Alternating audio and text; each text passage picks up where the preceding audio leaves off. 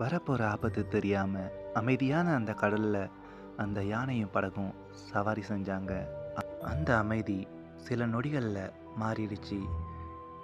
திடீர்னு மாறின வானிலையால் உண்டான அலைகள் அந்த படகை எல்லா பக்கமும் தாக்குச்சு. ஒரே ஒரு ராட்சச அலை அந்த படகையே கவுத்து போட்டுச்சு. யானை முழுகி தத்தளிச்சது.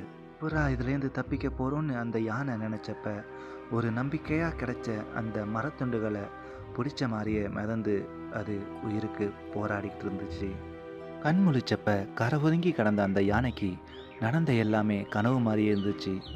ஆனால் ஒன்று புரிஞ்சுது, நாம் ஆபத்தில் இருக்கோன்னு.